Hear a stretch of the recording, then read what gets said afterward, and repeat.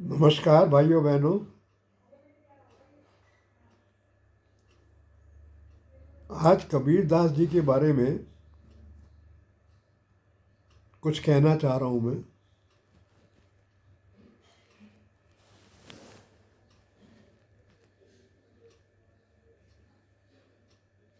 संत कबीर दास के नाम से जाने जाते हैं।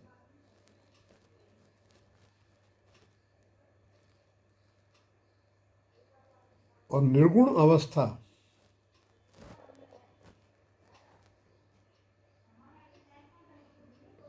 में उनका जीवन रहा।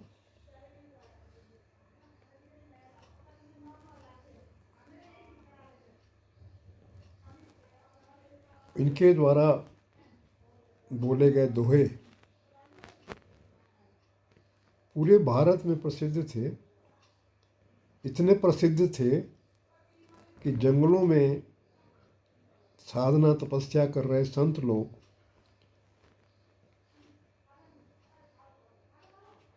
अपने छोटे छोटे समुदाय जो उनके साथ रहते थे, अधिकतर इन दोहों का वाचन ही करते थे। यानी कि संत लोग जो सगुण साधना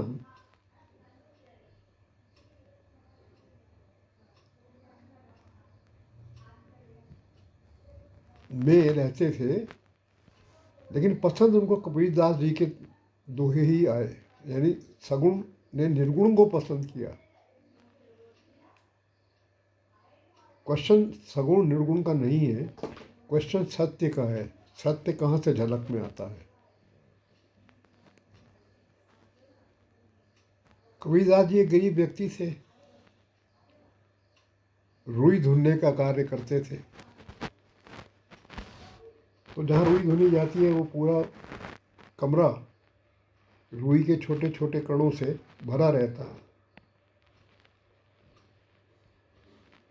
वो रुई भी धुनते रहते थे और दोहे उनके भीतर प्रकट होते रहते थे।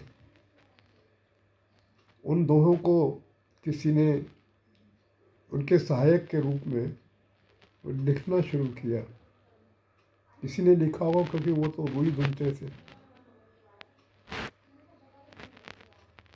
उनकी महानता का एक उदाहरण है कि उनकी विख्याति इतनी हो गई थी कि राजा अकबर के कानों तक पहुंची। तो राजा अकबर खुद कबीर दास जी के पास गए और उनको निवेदन किया कि आप हमारे राजमहल में आइए। उनके 9 रत्न थे शायद तब, जिसमें बीरबल तानसेन इत्यादि थे, कि मैं आपको 10वां अपना रत्न बनाना चाहता हूँ, स्थान देना चाहता हूँ। कबीर दास जी ने सुना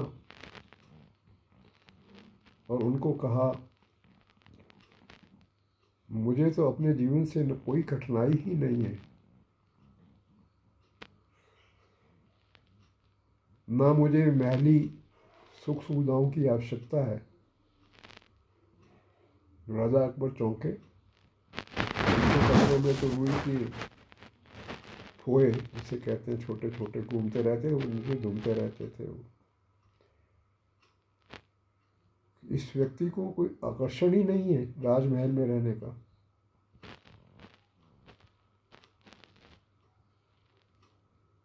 अकबर जी को उन्हें खाली हाथ लौटा दिया, नहीं गए।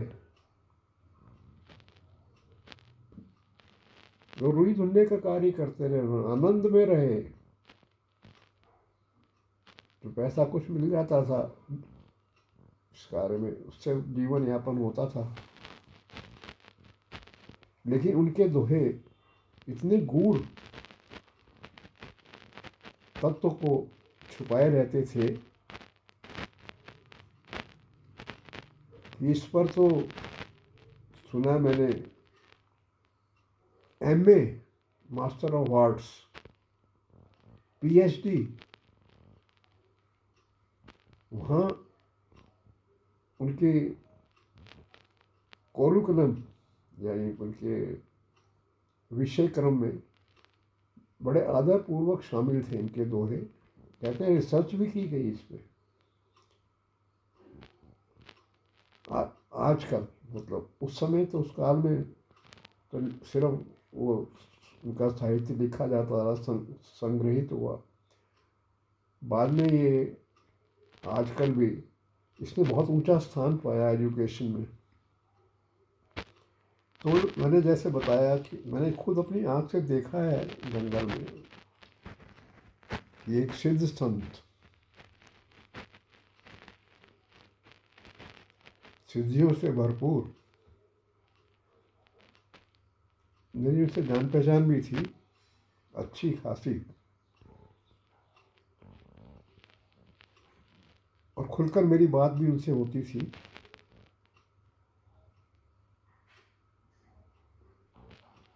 और बहुत सी उनकी लीलाएं हैं उन संत महाशय की, उसका वर्णन करेंगे तो प्यारा बहुत लंबा हो जाएगा।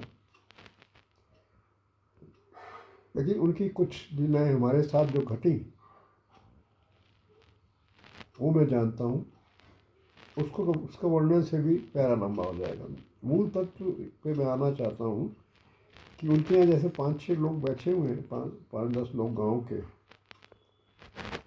तो जब देखते थे कि सब उदास, जिसे हम आज की भाषा में कहते हैं बोर हो रहे हैं बैठ के, तो वो किसी ब्रह्मचारी से कबीरदास के दोहों का उच्चारण करने के लिए कहते थे। उन्होंने किसी और को नहीं चुना, ना तुलसीदास के ना सूरदास के, उनके दोहे। तो एक बार मैंने उनसे पूछा कि कबीरदास के दोहों पे आपकी विशेष रुचि क्यों है? उनका इससे आत्मज्ञान प्राप्त हो सकता है।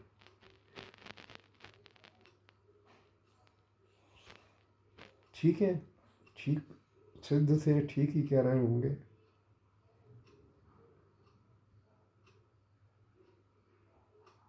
तो इनके दोहों की महत्ता बताने के लिए उदाहरण मैंने रखा।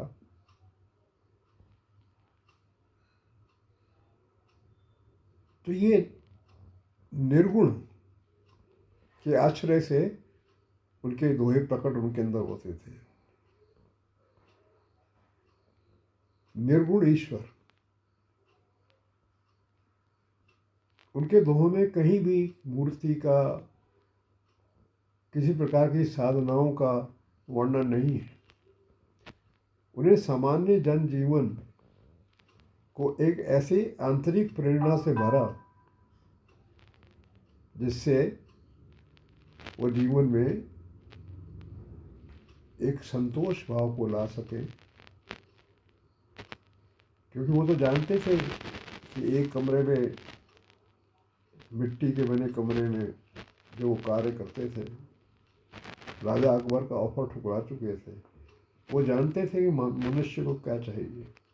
उसी के अनुरूप उनके दोहे प्रकट हुए उनके मुंह से। आप दोहे उनके पढ़ लीजिए, पुस्तक मिल जाएगी। सब जगह आपको उनके दोहों में यही मिलेगा, सब कुछ आपके पास ही है, जीवन का गूढ़ सत्य आपके पास ही है, आनंद का गुण भी आपके पास भी, तो फिर भटकना क्यों? हमारे देश में 2 तरह के हैं, निर्गुण सगुण, दोनों का वर्णन हमारे शास्त्रों में आया है। मैं तो इन दोनों में कोई भेद नहीं करना चाहता। सगुण भी उत्कृष्ट अवस्था में जब प्रकट होता है तो वो निर्गुण हो जाता है।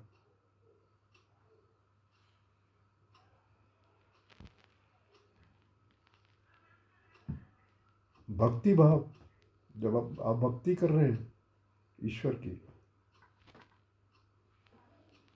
तो उसकी पराकाष्ठा पे जाएंगे तो मन मौन हो जाता है, मन का विचलन समाप्त हो जाता है। तो ये निर्गुण अवस्था है। तो सगुण से भी आप निर्गुण में पहुंच रहे हैं। सगुण भी आपको इसी बिंदु तक लाएगा। और जहाँ तक रही साधनाओं की बात और सिद्धियों की बात और शक्ति, इनको तो मैंने कभी माना ही नहीं। इनको हैं सभी, लेकिन मेरे को आकर्षित नहीं करती। मैं ये नहीं कह रहा सिद्धियाँ नहीं है, मैंने पहले लिखा है कि कैसे कैसे सिद्ध बैठे हैं, दुनिया को उलट पलट दे, लेकिन फंसे हुए कहीं, कोई कांटा फंसा हुआ है। कबीरदास जी रूप ढूंढ रहे हैं, कोई कांटा फंसा हुआ नहीं है उनके अंदर, कोई मन में अंधकार नहीं। तो जीते जी मुक्त हो जाने जैसा है। कबीरदास जी का मतलब जीते जी मुक्त व्यक्ति, निर्गुण सगुण के बीच में की जटिलता पर ध्यान ना दें। सगुण भी निर्गुण है, निर्गुण भी सगुण है।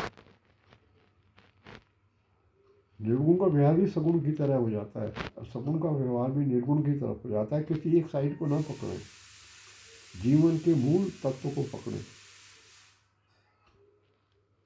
तो कबीरदास जी ने निर्गुण अवस्था को श्रेष्ठ माना अपने हिसाब से और उसी को अपने दोहों में परिवर्तित किया। लेकिन मैं इसमें भेद नहीं करता। मैं ऐसे उदाहरण दे सकता हूँ कि निर्गुण सगुण में कैसे प्रकट होता है और सगुण कैसे निर्गुण में प्रकट होता है। फिर पैरा बहुत लंबा हो जाएगा, फिर आप इतने लंबे पैरे पढ़ते नहीं। आप तो चाहते हैं कि 5 लाइनों में पूरे ब्रह्मांड का परिचय दे दिया जाए, वो तो संभव नहीं हो सकता। तो बस यहीं पे मैं समाप्त करता हूँ। कबीरदास जी की बात करनी थी। धन्यवाद। जय राधा कृष्ण।